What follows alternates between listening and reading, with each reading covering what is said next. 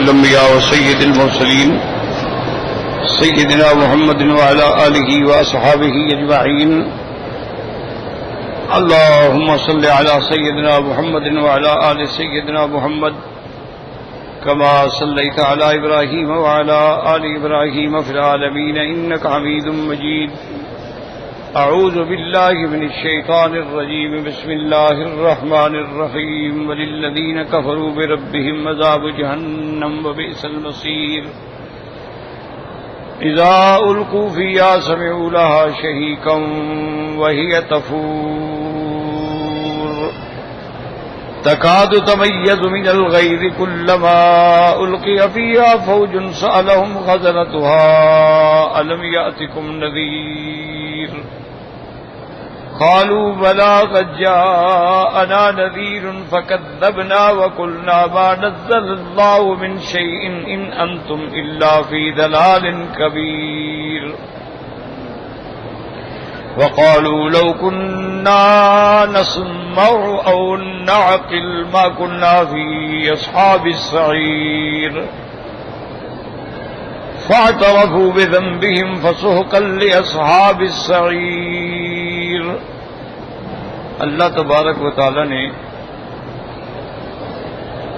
ان آیات مبارکہ میں احوال بیان فرمایا ہے کہ قیامت والے دن کافروں کا کیا حال ہو.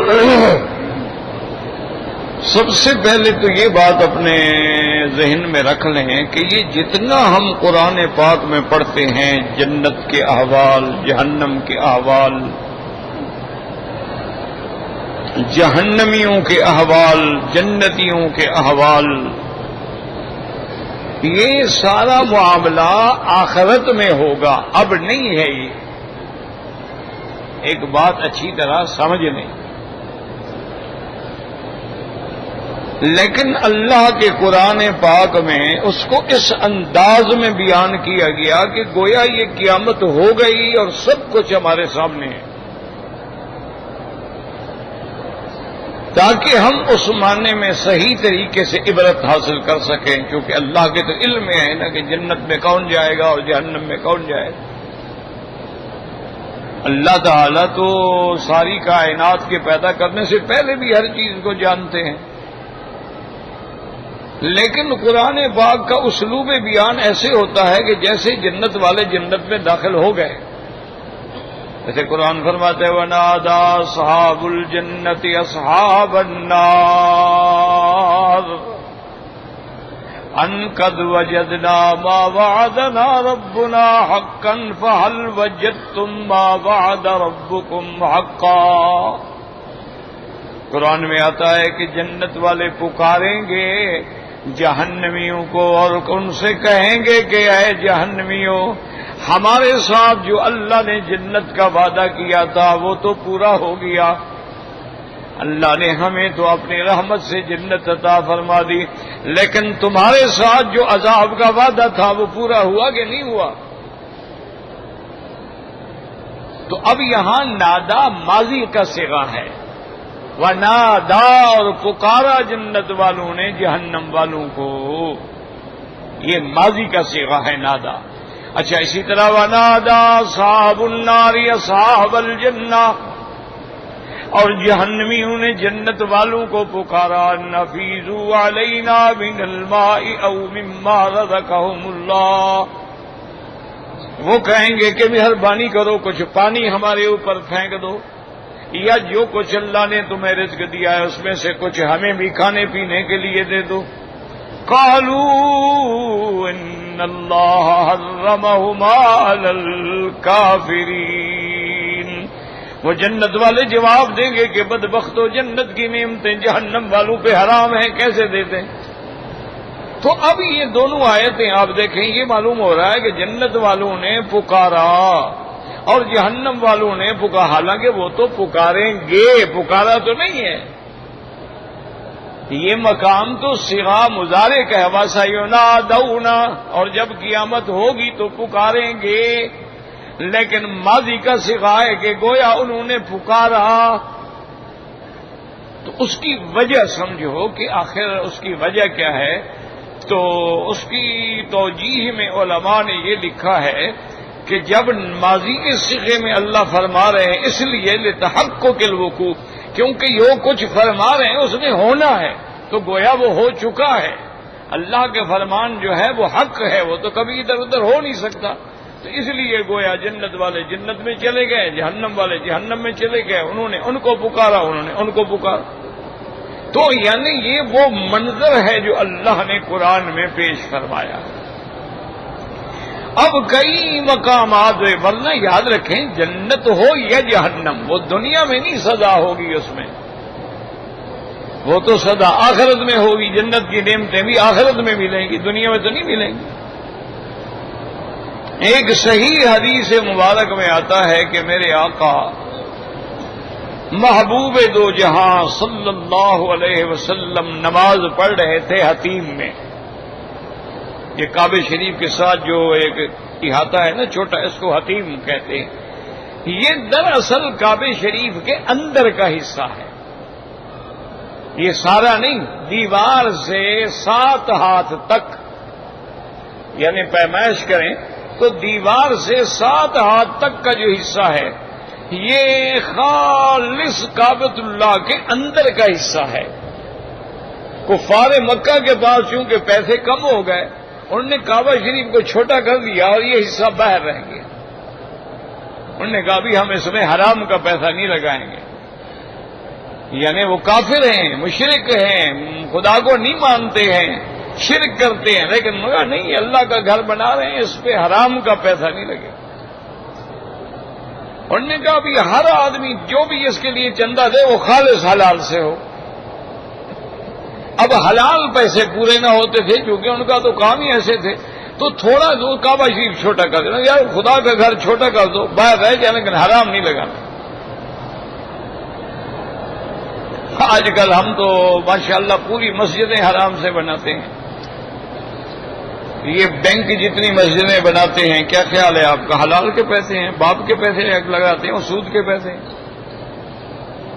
یہ جتنی تمہاری انشورنس کمپنیاں مسجدیں بناتی ہیں، یہ کون سا حلال کا پیسہ ہے؟ وہ سارا خالص ان کے پاس ہوتا ہی حرام کا پیسہ، یہ جوا ہے یا سود ہے۔ اچھا، اور اسی طرح ہمارے بہت سارے مسلمان، بہت سارے، میری اپنی برادری یعنی میرے مولوی بھائی بھی ایسا کرتے ہیں، کہیں شہر میں کسی کالونی میں پلاٹ پڑا ہو، جا کے قبضہ کر لیں گے۔ خدا کے بندے تمہارے باپ کا ہے، وہاں جناب خیمے لگا کے بیٹھ جائیں گے، جی مسجد بن گئی۔ یہ بالکل حرام ہے۔ اگر زمین مغصوبہ ہے تو اس میں تو نماز پڑھنا بھی جائز نہیں ہے۔ اچھا، اسی طرح جیسے بعض مواضعات میں اس کو کہتے ہیں کہ بقایا جادہ، یعنی موضوع کی کچھ زمین بچی ہوئی ہوتی ہے، وہ سرکاری ہوتی ہے، یہ نہیں کہ اس پہ تم قبضہ کر لو، تو بالکل حرام ہے۔ اس میں نماز پڑھنا حرام ہے، نماز جائز ہی نہیں ہوتی۔ اچھا، بعض ہمارے افسران ہوتے ہیں، کوئی ڈپٹی کمشنر، کوئی کمشنر، کوئی ایسا کوئی دین والا یعنی مذہبی آدمی، نمازی، اس کے دماغ میں ایک بھوت چڑھ جاتا ہے کہ بھئی میں نے مسجد بنانی ہے، یار مسجد نہیں ہے ہمارے ساتھ، سارا ہمارا عملہ کہیں ادھر نماز پڑھ رہا ہے، ادھر بھاگ رہا ہے، ادھر بھاگ رہا ہے، تو وہ کیا کرتے ہیں ہر کام پہ وہ 10 روپے 20 روپے 50 روپے کی ایک پرچی رکھ دیتے ہیں چندے کی، بھئی جو آدمی درخواست دے ہے پہلے پرچی دے۔ اچھا، اس سے یعنی واضح بات ہے کہ ایک دن میں تو ہزاروں درخواستیں آتی ہیں، اگر وہ 10 روپے بھی ہوں تو 10,000 20,000 روز کا اکٹھا ہو گیا نا، اس سے وہ مسجد میں وہ خالص حرام ہے۔ اور تم تو اپنے اقتدار کے ڈنڈے سے لے رہے ہو کہ اگر وہ پرچی نہ دے تم درخواست ہی نہیں لیتے، تو وہ خالص حرام ہے، اور نہ وہ مسجد بنانا جائز ہے اور نہ اس میں نماز پڑھنا جائز۔ اچھا، اسی طرح فقہاء اللہ ان کی قبروں پہ کروڑوں رحمتیں فرمائے، وہ کہتے ہیں کہ اگر جیسے ہمارے یہاں رواج ہوتا ہے نا کہ بعض مولوی چندہ کرنے کے لیے بڑے مشہور ہوتے ہیں، ان کو چندہ کرنا آتا ہے، طریقہ آتا ہے، تو وہ جناب وہ ایسی تقریر کریں گے اور لوگوں کو رلائیں گے اور پھر لوگوں کو ابھاریں گے. اچھا جی اب 1,000 والا کھڑا ہو جائے، اچھا جی اب 500 والا کھڑا ہو جائے، اب جناب 2,000 والا کھڑا ہو جائے، فلاں ہو جائے. انہوں نے کہا جو کسی کو رلا کے یا متاثر کر کے پیسہ لیا جائے یہ بھی اسی طرح ہے جیسے ڈاکہ مار کے لیا جائے. وہ ڈنڈے سے دیتا ہے، تم رلا کے لے رہے ہو، بات تو ایک ہے. پیسہ وہ ہوتا ہے جو اگلا اپنی رضامندی سے دے. وہ چاہے تم بتا دو بھئی ہم یہاں مسجد بنانا چاہتے ہیں اور اس پر اتنے لاکھ کا خرچہ ہے، جس کو اللہ توفیق عطا فرمائے اپنے حسب منشا جمع کرا دے. اب جس کا دل کرے گا دے دے گا، نہیں کرے گا نہیں دے گا. یہ تھوڑا ہے کہ نہیں ان کو متاثر کا اچھا جی کھڑے ہو جاؤ، اچھا کس کس نے دیا ہے اور دیکھو یار اس نے کتنا دے دیا ہے. یہ تو زبردستی ہے، یہ تو بالکل ناجائز ہے. یعنی آپ حیران ہوں گے کہ علماء جو تھے، اللہ والے جو تھے، وہ کتنا خیال کرتے تھے. دارالعلوم دیوبند کا واقعہ ہے یا اللہ عالم اور کسی دارالعلوم ہندوستان کا واقعہ ہے. مدرسے کی عمارت بنانے کا پروگرام ہوا کہ بھی مدرسے میں طلباء زیادہ ہیں، جگہ تھوڑی ہے. انہوں نے اخبار میں اپیل شائع کر دی چندہ کرنا تو سنت ہے، میرے مدنی پاک نے چندہ فرمایا ہے، چندہ کرنا تو سنت ہے. لیکن چندے کا معنی یہ نہیں کہ زبردستی دو، اپنی خوشی سے دے رہا ہے ٹھیک ہے. اچھا اس کی آپ خوش ہو رہے ہیں، اچھی بات ہے. کسی نے چندہ دیا دل کھول کے، آپ نے کہا ماشاء اللہ جزاک اللہ، ٹھیک ہے اچھی بات. اب انہوں نے اپیل شائع کی کہ جی ہم نے ایک عمارت بنانی ہے، اس میں تو 2 کروڑ یا 3 کروڑ تقریباً خرچہ تھا اس کا. اللہ کی شان دیکھیں کہ ایک ہی سیٹھ نے، اس زمانے کی بات ہے، پتہ نہیں 70-80 سال پہلے کی بات ہے، اس زمانے میں ایک سیٹھ صاحب نے وہ 2 کروڑ یا 1 کروڑ یا 3 کروڑ جو بھی تھا وہ چیک بھیج دیا اور ساتھ خط لکھا کہ حضرت میرا منشا یہ ہے کہ آپ جو عمارت بنانا چاہتے ہیں مہربانی کر کے اپنے عقل سے نہ بنائیں، بلکہ اچھے سے اچھا آرکیٹیکٹ اگر آپ چاہیں تو میں بھیج دیتا ہوں. اس کو وہ جگہ دکھلائیں، وہ نقشہ بنائیں اور عمارت نقشے کے مطابق تعمیر ہو تاکہ کل اس کا صحیح فائدہ ہو. اب لوگ ایسے بنا دیتے ہیں، نہ ہوا کے رخ کا فکر ہوتی ہے، نہ سورج کا فکر ہوتا ہے، نہ یہ پتا ہوتا ہے کہ یہ بلڈنگ 2 منزلہ بن سکتی ہے نہیں بن سکتی ہے، زمین پکی ہے کچی ہے. تو مہربانی کر کے اگر آپ اجازت دیں تو میں وہ آرکیٹیکٹ بھی میں بھیجوں گا، وہ سارا پلان کرے گا، نقشہ بنائے گا، پھر کھڑے ہو کے بنوائے گا. حضرت کے پاس جب چیک آیا، خط پڑا، اسی خط پہ ایک سطر لکھ دیا مرسل الیہ کو واپس کیا جائے، کہ چیک واپس کر دو خط بھی ہو. واپس ہو گیا. اس بیچارے کو جب خط ملا وہ تو پریشان ہو گیا، وہ تو بڑا متقد تھا حضرت کا. اس نے کہا اللہ معاف کرے، اس کا مطلب ہے حضرت ناراض ہیں، میری خیرات بھی قبول نہیں فرمائی. اور دوڑا، دور رہتا تھا کسی شہر میں، وہاں سے آیا بھاگا اور حضرت کو جا کے ملا کہ حضرت کو کیا غلطی ہو گئی. حضرت نے فرمایا بھائی کوئی غلطی نہیں ہو گئی. تو حضرت پیسے کیوں آپ؟ فرمایا بھائی ہم نے تو تیرا بھلا کیا. انہوں نے کہا حضرت میرا کیا بھلا ہوا؟ میرا بھلا تب ہوتا کہ دین کے کام میں میرا پیسہ لگتا اور قیامت تک قائم رہتا. آپ نے فرمایا تم نے خیرات دی لیکن ساتھ شرط بھی لگا دی کہ ایسا کرو. جب تیری شرط ساتھ لگی ہوئی ہے تو مانا تیرا ملک صحیح معنی میں منتقل نہیں ہوا. جب ملک منتقل نہ ہوا تو خیرات تو ہوئی نہ تجھے ثواب ملا نہ کوئی فائدہ ہوگا. تمہارا کام ہے خیرات دے دو، ہماری مرضی ہم کس سے بنائیں کیسے بنائیں. تم کون ہو پھر شرط لگانے والے؟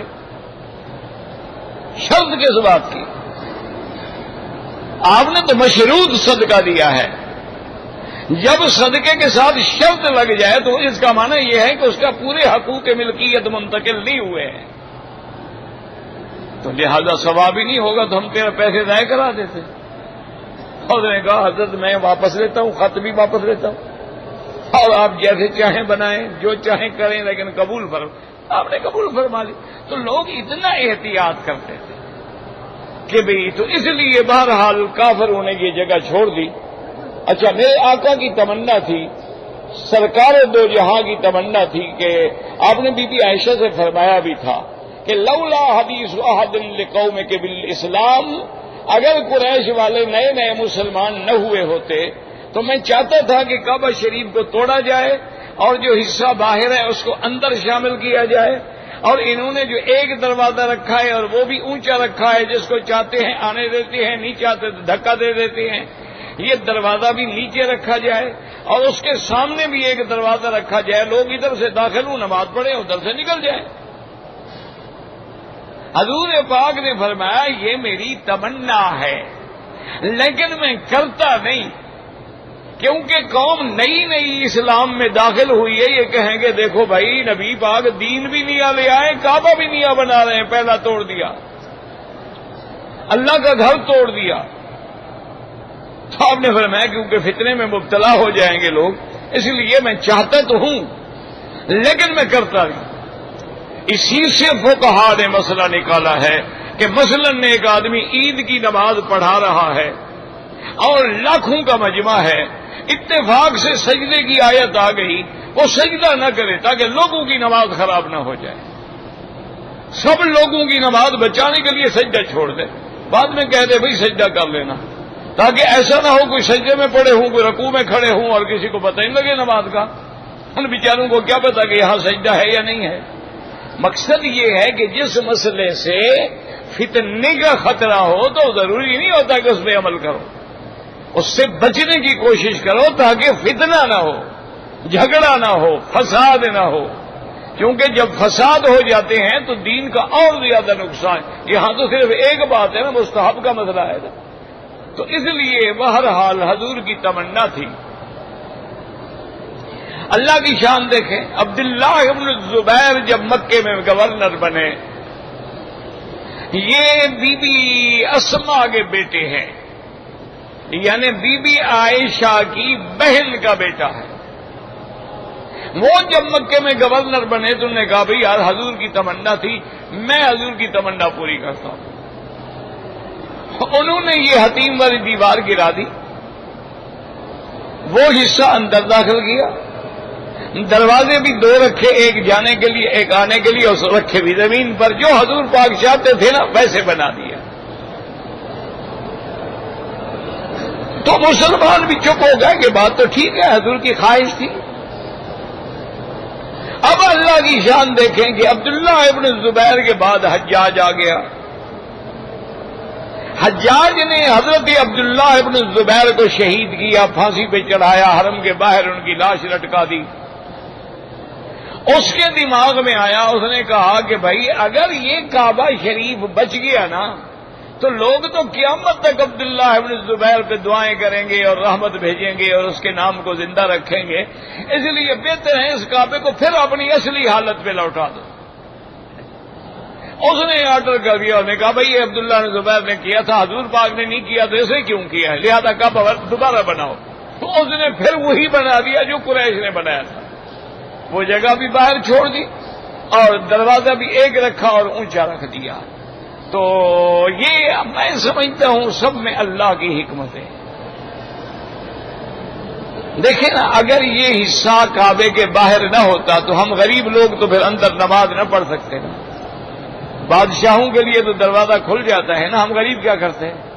تو اللہ نے فرمایا تم میرے غریب بندوں فکر نہ کرو، ان کے لیے کبھی کبھی کھلے گا، تمہارے لیے روز کھلا ہوا ہے، جاؤ پڑھو نماز، تمہارے لیے ہم نے مستقل کھول دیا ہے۔ اس لیے حضور پاک نے فرمایا تھا بی بی عائشہ سے کہ اگر تم کعبے کے اندر نماز پڑھنا چاہو تو حتیم میں جا کے نماز پڑھ لیا کرو، کیونکہ یہ کعبے کے اندر کا حصہ ہے۔ تو الحمدللہ ثم الحمدللہ، اللہ کا شکر ہے ہر مسلمان 15-20 منٹ آرام سے صبر کر لے، جگہ مل جاتی ہے، تھوڑا سا کھڑا ہو جائے، رش کے وقت میں نہ آئے، رات کو آپ 12 بجے کے بعد آ جائیں، دن میں آپ 11 بجے آ جائیں، اور آرام سے آپ کو جگہ مل جائے گی، نہ دھکا نہ دھکم نہ پیل نہ جھگڑے نہ قصے نہ کہانی، لیکن یہ تو ہماری عادت ہے نا، ہم نے تو لڑنا ہے نا جی، مسلمان جو ہوا نا جی، مسلمان کا کام یہ ہے کہ لڑے. انا للہ و انا الیہ راجعون. تو بہرحال حضور نماز پڑھ رہے تھے. نماز پڑھتے پڑھتے حضور آگے چلے گئے 2-3 قدم، اسی نماز میں پھر واپس آ گئے. تھوڑی دیر پڑھتے رہے، پھر 2-3 قدم پیچھے چلے گئے، پھر واپس آ گئے. اب صحابہ تو عاشق تھے نا، ان کی تو نظریں ہوتی تھی نا سرکار دو جہاں پہ، کہ حضور کے ہر عمل کو فوکس کرتے تھے کہ ہم اس کو محفوظ کر لیں. وہ تو صحیح معنی میں عاشق تھے نا. آج تو ہم حلوے والے عاشق ہیں نا جی، جھنڈیوں والے عاشق ہیں. وہ تو خون دینے والے عاشق تھے نا، کہ ایک عورت ہے، بیٹا شہید ہو گیا، شوہر شہید ہو گیا، بھائی شہید ہو گیا، پاگلوں کی طرح میدان احد میں پھر رہی ہے، این رسول اللہ این رسول اللہ. حضور پاک گئے، انہوں نے کہا تیرا بیٹا شہید ہو گیا، اس نے کہا چھوڑو. انہوں نے کہا تیرا شوہر شہید، اس نے کہا چھوڑو. تیرا بھائی، اس نے کہا این رسول اللہ، مجھے یہ بتاؤ حضور کہاں ہیں؟ انہوں نے کہا ہذا رسول اللہ. کہا الحمدللہ، اللہ تیرا شکر ہے، جب نبی زندہ ہے تو باقی مصیبتوں کا کوئی فکر نہیں. یہ عشق ہے کہ سب کچھ قربان ہے لیکن حضور سلامت رہے. ہمارے ہاں تو میرا بھائی بس کیا کہتے ہو، ہم نے تو مذہب بھی اپنا بنا لیے ہیں اور عادات بھی اپنے بنا لیے ہیں، عبادات بھی اپنے بنا لیے ہیں، اور جناب مختلف طریقے ہیں. کہیں لیلۃ القدر کی راتوں میں دعائیں ہو رہی ہیں، بجلی بند کر دو، اب اندھیرے میں دعا ہوگی، اللہ روشنی میں نہیں سنتا ہے نا. پھر تو اس کا معنی یہ ہے کہ جو لوگ دن میں دعا کرتے ہیں بے وقوف ہیں. کیا ہے وہ؟ ایک منظر پیدا کرنا ہے نا، ایک حیت پیدا کر رہی ہے، لوگوں پہ اثر ہو. سبحان اللہ جی، دعا کرائی چیخیں نکل گئی. یہ سب ریا کا ایک حصہ. اللہ اکبر. اللہ والوں کا تو بات یہ تھی، ایک بزرگ گزرے ہیں ہمارے، اللہ ان کی قبر پہ کروڑ رحمتیں فرمائے. ایک آدمی آیا، اس نے کہا حضرت تویز لکھ لیں، میرا کام نہیں ہو رہا، مہربانی کریں تویز لکھ. اب میں تویز نہیں لکھتا، میں تمہارے لیے دعا کروں گا، اللہ مشکل حل. انہوں نے کہا نہیں حضرت مہربانی کریں، مجھے تویز لینا ہے. اب جناب وہ سارا دن رہ گیا مسجد میں، جب حضرت فارغ بیٹھے پھر آج ہاں بھائی وہی تویز لکھ دیں. حضرت نے دیکھا یار یہ کوئی پکا پاگل ہے، یہ چھوڑے گا نہیں. ایک کاغذ منگایا، اس پہ لکھا، اس کو لپیٹا، کہا یہ لے جاؤ اور یہ جا کے گھر میں رکھ دو، بس کام ہو جائے گا. اچھا، اس نے جا کے گھر میں رکھ دیا، 3 دن میں کام ہو گیا. اب اس کو پھر لالچ پڑ گئی، یار کوئی ایسا تویز تو ہے نا جیسے 3 دن میرا بگڑا کام بن گیا، اب میں خود کیوں نہ سیکھ لوں، آئندہ میں لکھ دیا کروں گا. اس نے وہ کاغذ کھولا تو لکھا تھا کہ یا اللہ میں کچھ جانتا نہیں، تیرا بندہ مانتا نہیں، آگے تیری مرضی ہے. یہ تعریف کہ یا اللہ میں تو کچھ جانتا نہیں اور تیرا بندہ مانتا نہیں، آگے تیری مرضی. اسی طرح حضرت مرزا مظہر جان جانا رحمت اللہ علیہ، جس کو بھی تویز لکھ کے دیتے تھے وہ بھی یہی لکھتے تھے، ہر چکند او کند، بندہ عاجز چکند، جو کچھ کرتے ہیں آپ کرتے ہیں، میں تیرا عاجز بندہ ہوں، میں کیا کروں. کام ہو جاتے تھے. تو اس لیے حضور پاک کی صحابہ کے عشق کا یہ عالم تھا.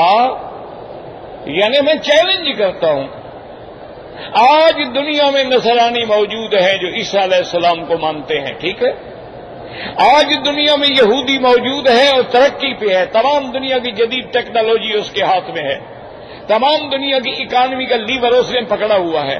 وہ موسیٰ علیہ السلام کو مانتے ہیں، ٹھیک ہے. موسیٰ علیہ السلام کی داڑھی کے بارے میں بتا دیں ہمیں کہ داڑھی مبارک کتنا بڑی تھی، کیسے تھی، اس میں کتنے سفیدی تھی، کتنی سیاہی تھی. یہ ساری دنیا کی کتابیں الٹ ڈالیں کہ وہ عاشق ہی نہیں ہے نا، یہ تو سرکار کے عاشق ہے نا. انہوں نے کہا حضور پاک کے یہاں 17 بال سفید ہو گئے. یعنی بال بھی گن کے رکھے ہوئے ہیں کہ 17 بال سفید ہوئے.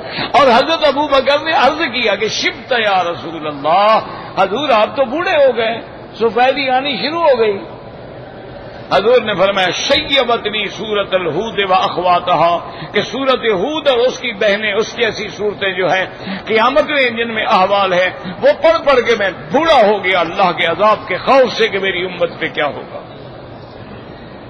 اب صحابہ نے پوچھا کہ یا رسول اللہ صلی اللہ علیہ وسلم، آپ نے ایسا تو کبھی نہیں کیا کہ نماز میں آگے چلے جائیں پھر پیچھے چلے جائیں، آج پہلی دفعہ آپ نے دیکھا ہے، آپ نے ایسا کیوں کیا؟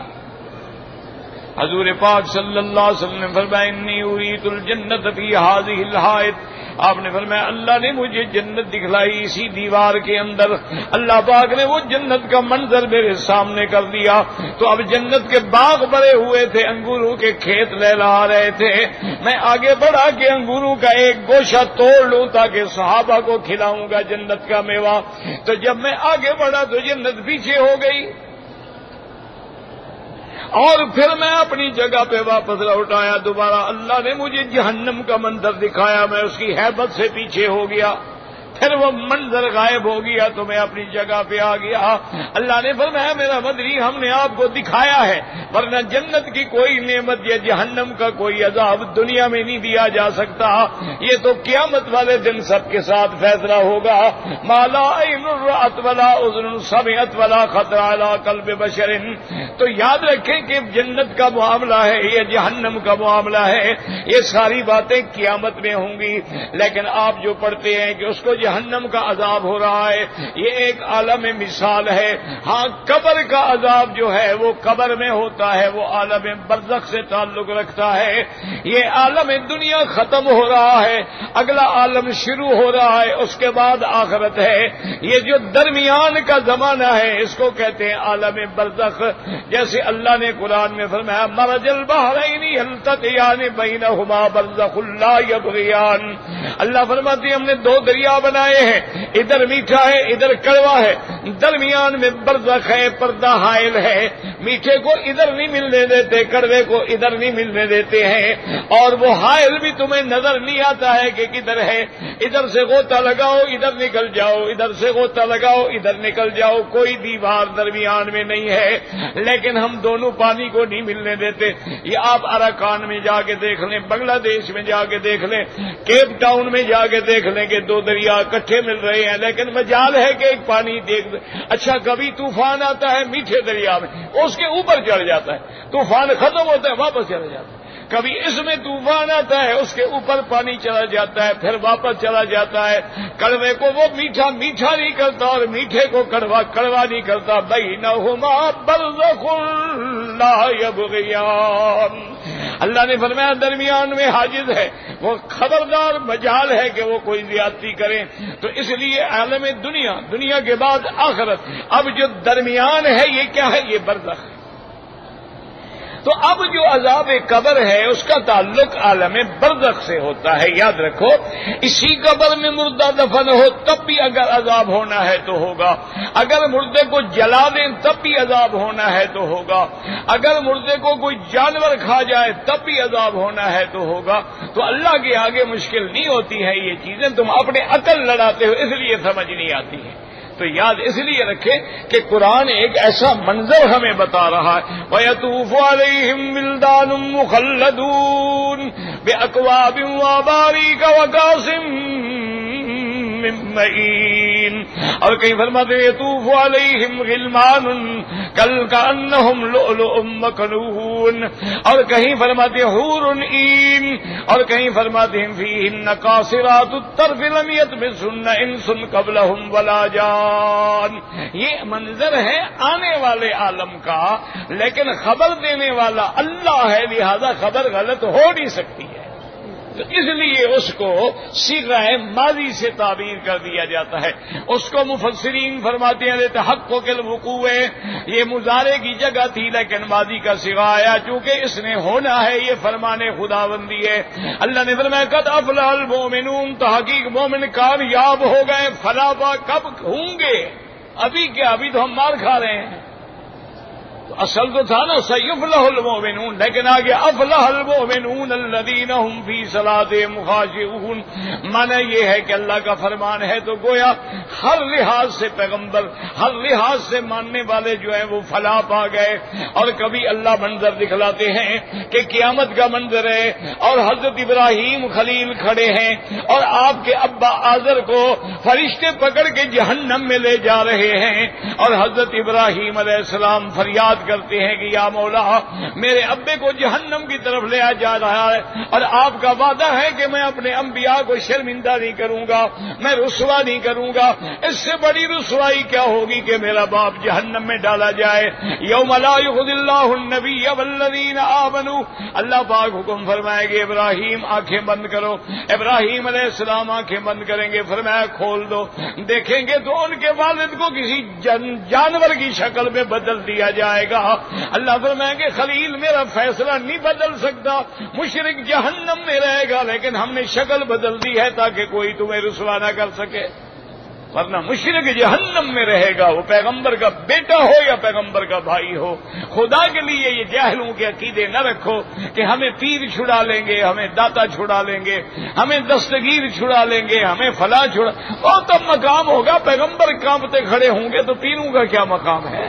وہ تو آدم سے لے کر حضرت عیسیٰ تک سب کہیں گے نفسی نفسی نفسی، خشیت والا نفسی، خشیت والا نفسی، خشیت والا نفسی، میں تو خود ڈر رہا ہوں کہ خدا مجھ سے پھر نہ پوچھ لیں کہ تم نے درخت کا دانا کیوں چکھا تھا۔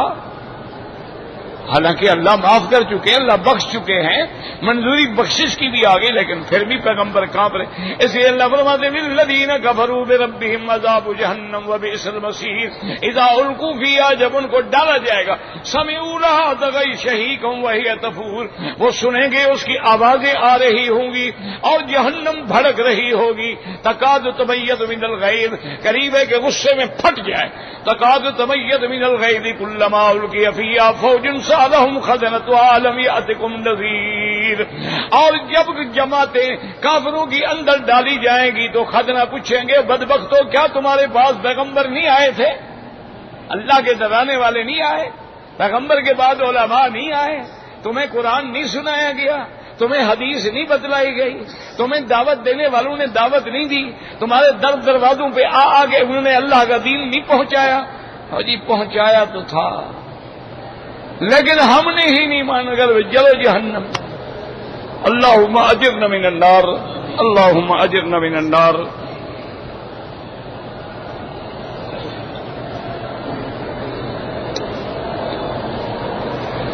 کہتے جی کہ اگر فجر نماز کی سنتیں جو ہیں 2 رکعت، وہ آدمی نماز سے پہلے نہیں پڑھ سکا، نماز کھڑی ہو گئی، نماز میں مل گیا، اب وہ 2 رکعت جو ہے میرا بھائی افضل یہ ہے کہ سورج نکلنے کے بعد پڑھے، لیکن اگر کوئی نماز کے فوراً بعد بھی پڑھ لے تو جائز ہے۔ اگر اس نے جانا ہے، سفر ہے، ساتھی اس کے انتظار میں ہیں، تو نماز کے فوراً بعد بھی کھڑے ہو کے 2 رکعت پڑھ سکتا ہے، کیونکہ یہ 2 رکعت میرے محبوب کو اتنی محبوب تھی، آپ نے فرمایا خیر من الدنیا وما فیہا، اگر ساری دنیا اور اس کے اندر جو کچھ ہے نا مجھے دے دیا جائے، اتنی خوشی نہیں ہوگی جتنی 2 رکعت پڑھ کے مجھے خوشی ہوگی، تو اس کو ہر حال میں نہ چھوڑا کریں۔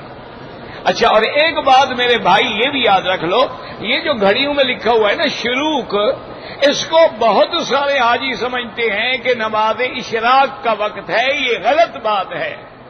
یہ شروق والا ہے طلوع شمس، سورج کے نکلنے کا وقت ہے، اس کے 20 منٹ یا کم از کم 15 منٹ کے بعد نماز کا وقت ہوتا ہے۔ ایک دوسرے کو بتایا کرو نا، ہر بات ایک مولوی تو نہیں پہنچا دے گا نا۔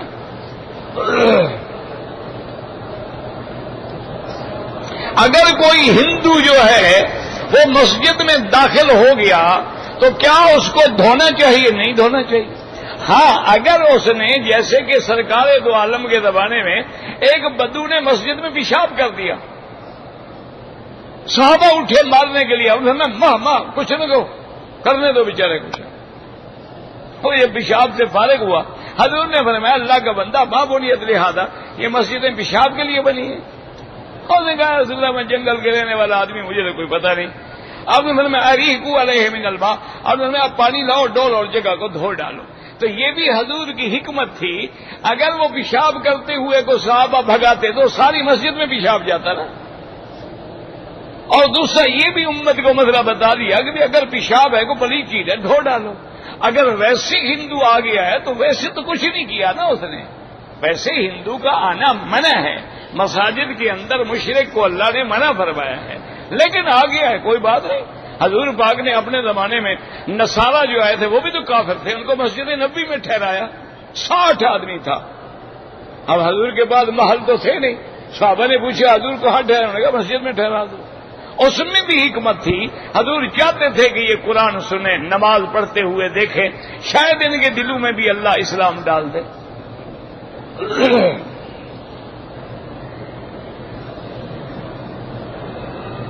کہتے جی کہ حلالہ کرنا جو ہے عورت کا، میرا بھائی یہ تو قرآن کا مسئلہ ہے کہ اگر کسی نے طلاق 3 دے دی،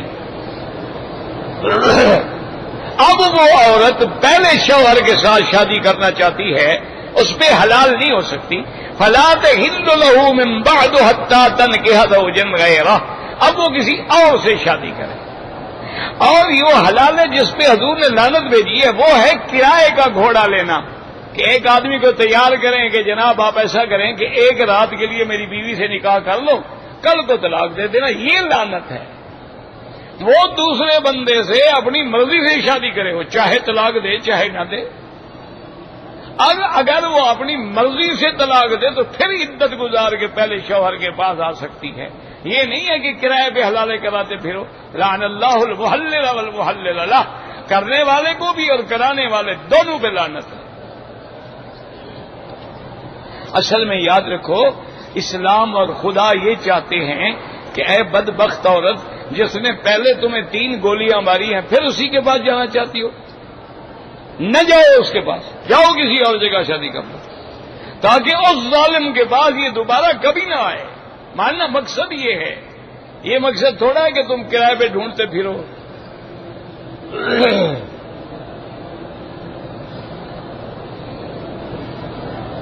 مجھے ایک کمپنی میں کام کرتا ہوں، مجھے کرائے کے لیے وہ 600 ریال دیتے ہیں، کچھ رقم بچ جاتی تمہاری ہے، دیکھو نا وہ تمہیں فرسٹ کلاس کا کرایہ دیتے، تم 3rd میں چلے جاتے ہو، بھی غریب آدمی مجھے پیسے بچ جائیں گے، کوئی بات نہیں، تمہاری مرضی، وہ 600 ریال تمہارا ہے۔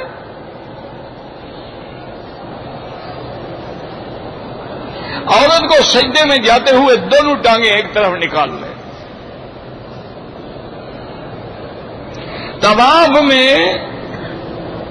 طواف وداع نہیں کیا، حیض آ گیا، کوئی ضروری نہیں، عمرے والے کے لیے طواف الوداع ہوتا ہی نہیں۔ اگر حج میں بھی عورت کو حیض آ جائے تو طواف الوداع معاف ہو جاتا ہے۔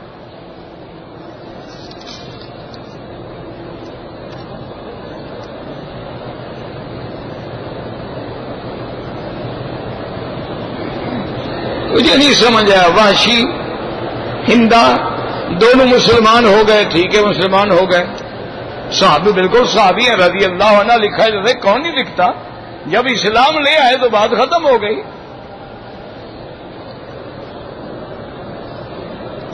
اگر بندہ جنازے کی 2 تکبیروں کے بعد شامل ہوا تو جب امام سلام پھیرے جلدی جلدی تکبیریں پوری کر لیں، اللہ اکبر اللہ اکبر السلام علیکم۔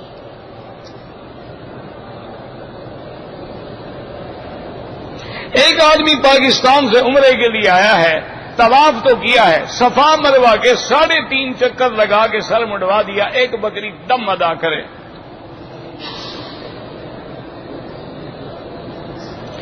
میرا ایک لڑکا جو ہے وہ فوت ہو گیا، اللہ مغفرت فرمائے اور اللہ پسماندگان کو صبر جمیل عطا فرمائے۔ یہ جو ذکر کے مسائل ہیں نا، اللہ کا ذکر ہر حال میں کیا جا سکتا ہے، باقی جو الفاظ ہیں جو آپ نے لکھے ہیں یہ کسی حدیث مبارک میں نہیں ہیں۔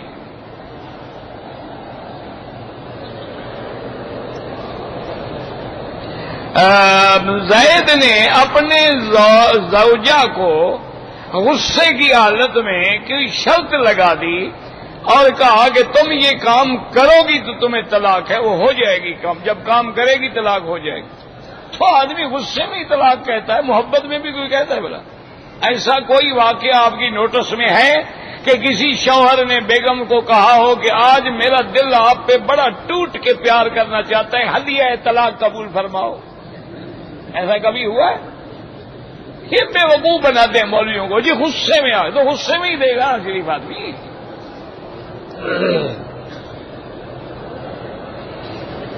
ایک آدمی بوڑھا تھا، اس نے صفا مروا کے 4 چکر لگائے، 3 نہیں لگے، اب لگا لے ورنہ دم دینی پڑ جائے گی، کیونکہ زیادہ چکر ہو گئے تھے، دم سے بچ گیا، لیکن جو بچے ہوئے وہ تو لگائے نا، ریڑھی پہ بیٹھ جاؤ بس۔ عصر کے بعد جو طواف کے 2 رکعت ہیں، افضل یہ ہے کہ مغرب کے بعد پڑھو۔ یہاں کے ائمہ کرام اجازت دیتے ہیں جب چاہو پڑھ لو۔ داڑھی کا خط بنایا جا سکتا ہے، بالکل بنایا سکتا ہے، داڑھی کو بنا سنوار کے رکھیں۔ بیٹی رحمت ہے اور بیٹا نعمت ہے، یہ تمہاری اردو کی اصطلاح ہے، دونوں رحمت ہیں۔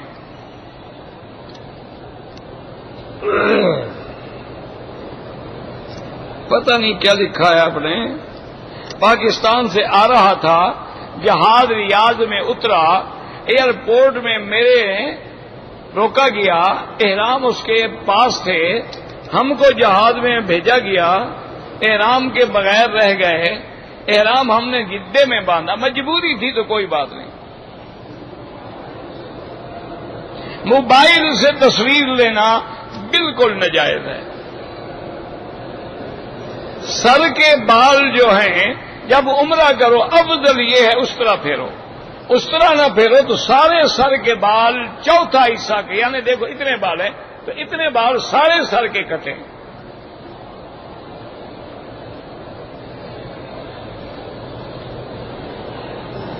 اگر کچھ لوگوں نے اس طرح حجام سے پھروایا، بعض نے خود پھیر لیا یا ایک دوسرے کے سر پہ اس طرح پھیر، کوئی حرج نہیں، بالکل جائز ہے۔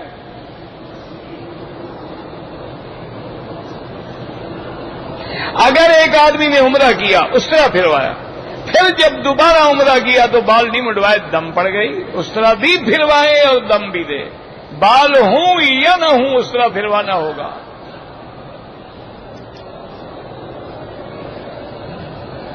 کسی غیر اسلامی ملک میں جا کے نوکری کرے بالکل نہ کرے، کیونکہ صرف پیسے کمانے کے لیے کافروں کے ملک میں نہ جاؤ، دین کی تبلیغ کی نیت سے چلے جاؤ، پھر نوکری بھی کر لینا۔